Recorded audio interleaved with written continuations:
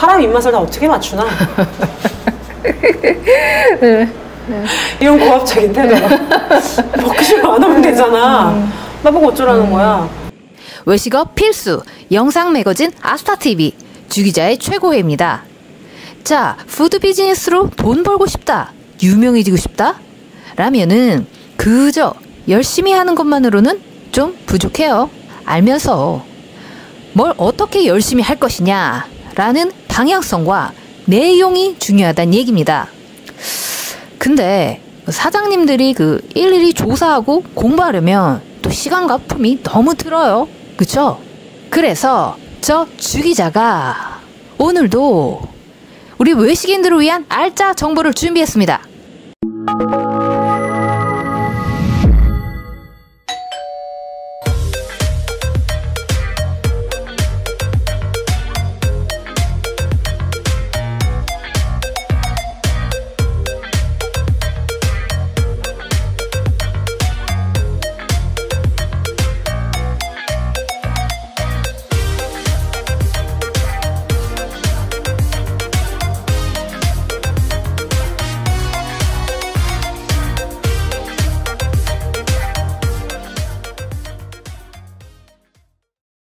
이것만 피해도 식당을 살릴 수 있다라는 취지로 식당 필패 법칙을 살펴보고 있습니다.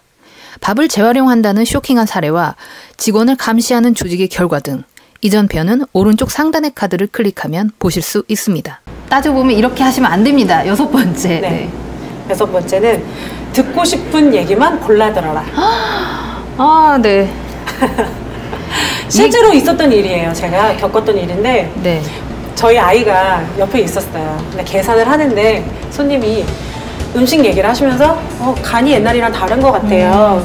음식 맛이 좀 달라졌어요 라고 하시면서 저한테 충고를 해주셨는데 네. 아, 네, 알겠습니다 라고 하고 그냥 그렇게 딱 단답형으로 대답을 하고 손님을 가셨어요. 네. 근데 저희 아이가 그때 3살? 2살 뭐 이런 되게 애기였는데 네. 그때 말을 좀 일찍 배워가지고 잘했는데 그 아이가 2년인가 3년 있다가 유치원 다닐 때 엄마가 그때 손님이 엄마 음식 맛이 없다고 했잖아. 그래서 엄마 지금 그 장사 안 하는 거야? 라고 얘기를 하는 거예요. 세상에. 저희 아이가 저보다 나은 거예요. 걔는 그때 그 얘기가 충격이었나 봐요. 그 얘기가. 네. 각인된 모양이에요. 네, 맛이 없다. 근데 저는 그 생각을 안 하고 있었다가 저희 딸이 그 얘기를 했을 때 정말 그때가 그 상황이 되게 이제 안 좋아져서 그만할 거야 라는 얘기를 할 때였던 것 같거든요. 그때 저희 아이의 얘기를 듣고 진짜 듣고 싶은 얘기만 골라 들었구나. 왜냐면 그 얘기는 기억이 안 나는데 너무 맛있어요, 너무 좋아요 라고 했던 얘기만 제가 들었던 거예요. 그래서 왜 내가 망했지? 왜 망하지? 막 이런 생각을 했어요.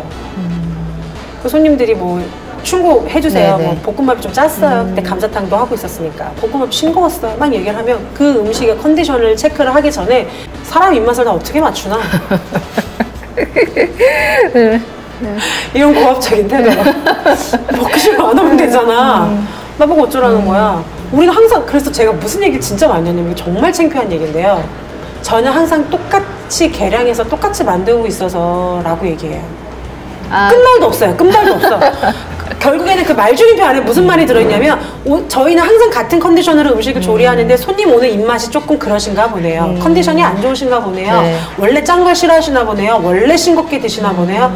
이런 말이 다 함축 돼 있는 거예요. 손님이 모르시겠어요? 제가 그렇게 얘기하면? 느끼죠. 완전 느끼죠. 네. 근데 제가 그 짓거리를 했어요. 뭐 지금은 안 하시니까. 네. 아유, 큰일 나죠. 그게 너무 힘들게 일을 하고 있는데 그 노동을 어쩜 이렇게 손님들이 못 알아주시지? 라는 거에 좀 징징거리는 때가 아니었나. 아무래도 그 사업 초반이기도 하고 그리고 워낙 이 스페이스가 크고 하다 보니까 하셔야 될 것들이 많고. 그러니까 그런 거예요. 그 족발도 해야 되고 보쌈도 해야 되고 감자탕도 해야 되는데 하물며 짜같지 않아도 사쓴 게 없었어요. 맞아요. 다 만들었었죠. 네, 정말. 그래서 매실청을 1년에 한 번 6월 달에 담궈서 항아리를 제가 하고 멋있게 막 전시를 해놨어요. 가게에다가 내가 이렇게 음식에 신경을 쓰고 있고 나 이렇게 식재료에 관심이 많고 그대들에게, 손님들에게 드리는 이 음식이 정말 하찮지 않습니다라는 강조만 계속했던 거예요. 사실 손님들한테 그게 중요한 게 아니잖아요. 그렇죠. 네. 음식을 내세우고 싶은 건 내 마음인 거고 손님이 원하는 우리 직원이나 사장들이 가져야 되는 마음은 와주셔서 감사합니다의 마음이 느껴지면 다시 오는데 저는 오히려 내 음식을 먹는 너희들이 나에게 감사해라 라는 태도였던 것 같아요. 지금 생각해보니까. 그니까 그 앞에 막 매실청 담갔다고 막 항아리를 막 그렇게 전시를 해놓고 나 이만큼 해, 나 이만큼 음식 잘해, 나 이렇게 음식에 관심 있어, 그러니까 너네는 감사한 줄 알아 라는 게 내포된 행동이 아니었을까 라는 생각이 들더라고요. 그래서 물론 내가 지금 뭘 어떻게 하고 있는지 알리는 건 무조건 중요하고 당연히 해야 되는 건데, 손님이 실제로 진짜 원하는 거는 해주지 못하면서 내가 하는 일에 대해서만 자꾸 강요를 홍보를 하려고 했던, 오히려 와서 드시는 손님들은 그래서 매실청이 어쨌다는 거야, 어디에 뭐 얼마나 들어가는데 내가 알게 뭐야, 지금 저 따위로 나한테 행동하는데, 이런 생각을 하시지 않았을까. 그래서 점점점 가게가 망하지 않았을까, 뭐 이런 생각이 드는 거죠. 자, 지금 우리 허심탄회하게 네. 이 많은 얘기를 나누고 있는데, 제가 이 필패 법칙 듣다 보니까 지금 이제 김 대표님은 이제 외식업 쪽에 계시니까 네. 외식업 사례를 들어서 말씀을 해주시고 있는데, 어떤 이 명제들을 살펴보면 외식업 이외의 분야에서도 이게 다 맞는 얘기 같아요. 이를테면 외식업 아닌 곳. 그래서도 뭐 직원을 감시하거나 양심을 버리거나 뭐 듣고 싶은 얘기만 듣거나 그러면은 어떤 사장이든 뭐 어떤 중간 관리자든 뭐 저것도 라떼는 꼰대 아니야 뭐 이런 얘기가 나올 수도 있고, 그러다 보면 그 회사는 외식업은 아니지만 점점 이렇게 망조가 들 수 있겠다라는 생각이 또 드네요. 모든 업이 다 그렇지 않을까 싶은 생각은 들어요. 왜냐하면 모든 업이라고 하는 거는 누군가에게서 돈을, 진짜 주머니 있는 네. 돈을 제가 가지고 와야 그렇죠. 되는, 그게 사업이니까. 그러면 나에게 돈을 주는 사람의 마음을 사로잡아야 되는데 사로잡지 못하는 방법들만 했었던 것 같아요. 그게 사장의 입장으로 가게를 바라봐서, 손님의 입장으로 가게를 바라봤다면 지금의 마음으로 옛날로 돌아간다 그러면 저는 그걸 성공시키지 않았을까, 이런 생각도 하고. 빠밤. 자, 그럼 대표님 7번째 우리 요 마지막 얘기 한번 또 들어보죠. 네, 뭘까요? 음식보다 마케팅을 먼저 생각한다.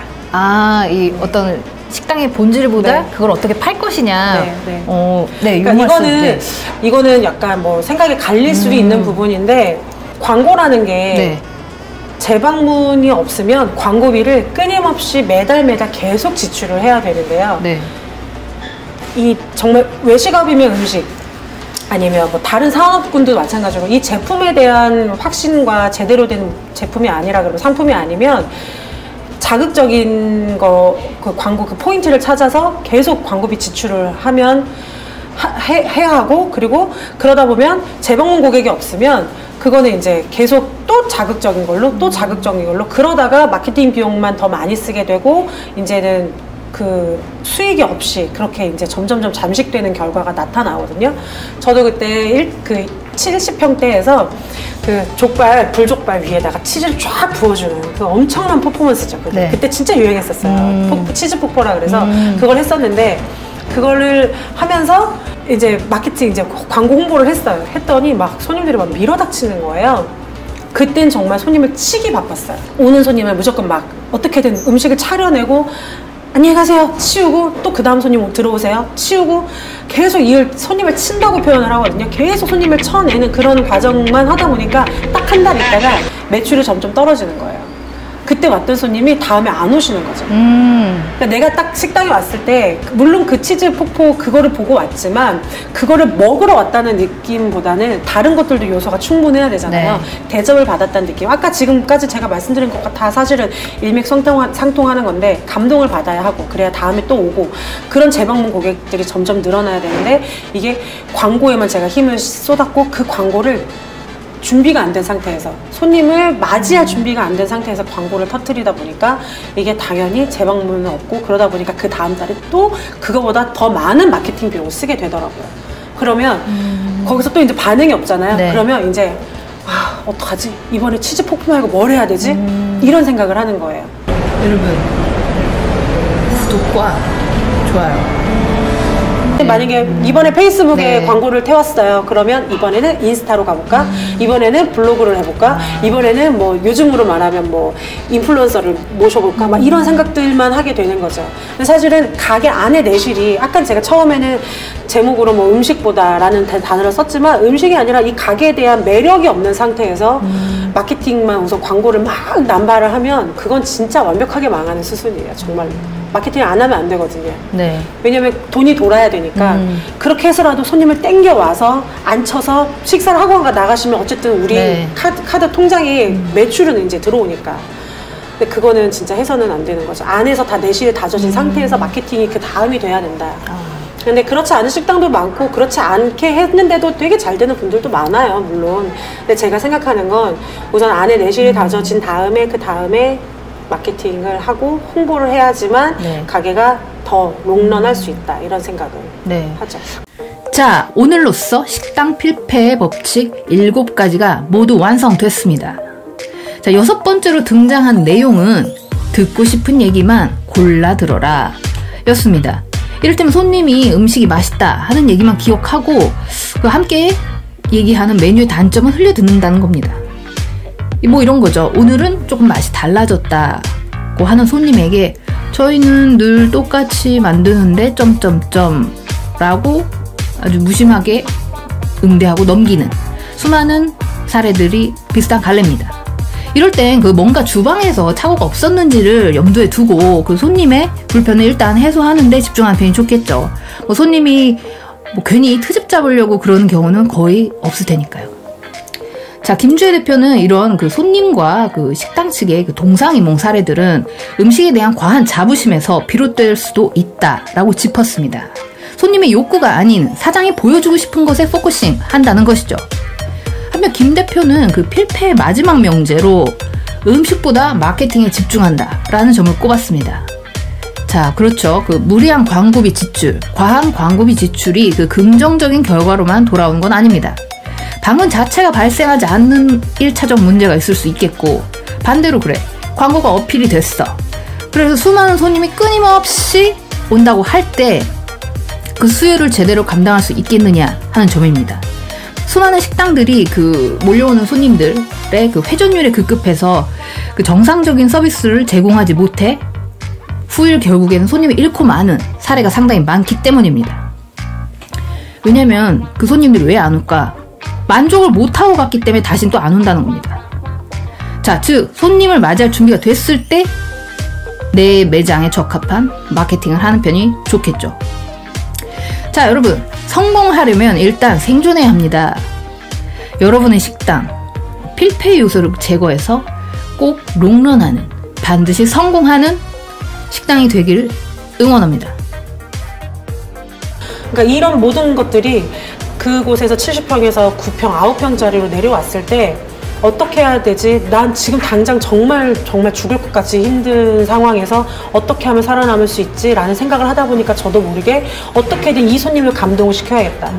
일주일 안에 다시 보게 만들어야겠다. 항상 저희 직원들한테 지금도 하는 얘기인데요. 오늘 온 손님을 일주일에 다시 보겠다는 마음으로 임하면 우리는 성공할 수밖에 없다라고 얘기를 하거든요. 저는 그때 그렇게 간절하게 매달려서 했으니까. 근데 손님 입장에서 굉장히 이렇게 딱 마음이 뜨거워지는 얘기네요. 저부터도 소비자 네. 입장에서 네. 어느 식당에 가서 식사를 했는데 막 맛도 있고 감동 받았어요. 그럼 당장 내일 모레 또 가고 싶거든요. 손님 모시고. 네. 그 포인트를 잘 짚고 계시네요. 네.